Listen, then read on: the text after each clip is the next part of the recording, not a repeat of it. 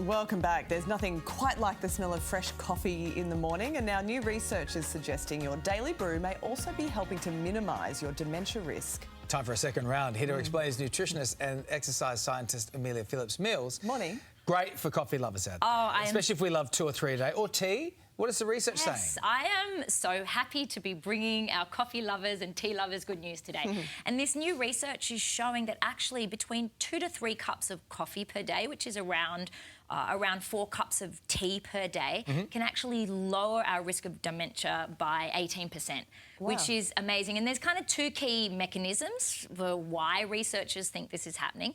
So the first is around blood flow to the brain. So caffeine increases blood flow to the brain, and so that's going to help with alertness and also, brain health. And then the second mechanism is around inflammation and lowering inflammation.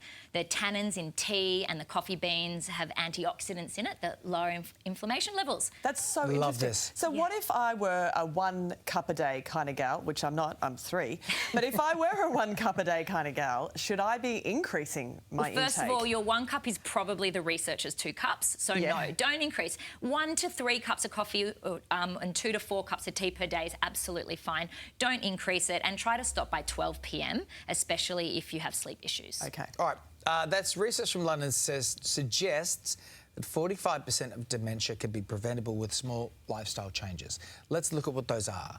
Yeah, now this is absolutely game-changing research, and if you have any dementia in your family, please pay attention, because these are a collection of what's called modifiable risk factors. So these are risk factors that we can control that lower our incidence of dementia by 45%. That's almost Whoops, half. looks like I missed out on the early life one already. Wow.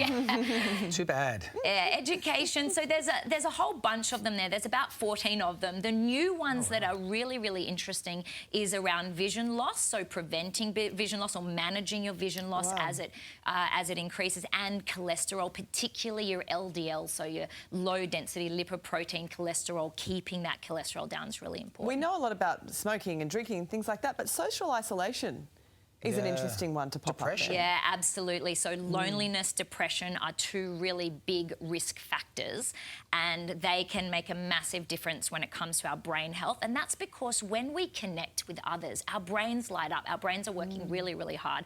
And we know that mental health and physical health go hand in hand as well. But I also want to draw your attention to 2 key risk factors that no one should be struggling with, yet lots of people are, and that is high blood pressure and high LDL cholesterol. Now, we have so many amazing medications and lifestyle interventions to lower our cholesterol and blood pressure.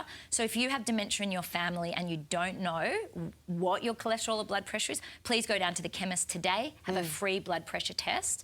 And I've popped some tips up there on the screen as well to help lower your cholesterol. So for example, with cholesterol, reducing saturated fats is really, really important, like your deli meats, your sausages, things like that. But there's some great supplements as well. So something called plant sterols has been shown to reduce LDL cholesterol by up to 12%. So plant sterols are great. Anyone can reach out to me on Instagram if they don't understand what these are, because I just feel like people should not be walking around with high blood pressure or high cholesterol. It is totally manageable. What about exercise? Can that help with dementia, and which forms? Yeah, well, you mentioned social isolation and depression. The great thing about exercise is it's what I call the big bang for buck. It covers off half of those risk factors that we spoke about then. And it really doesn't matter what exercise you do, David, whether it's, out walking, whether it's weights in the gym, that's a whole other segment if you want to get really specific. As long as you're out there playing your pickleball, but make it social,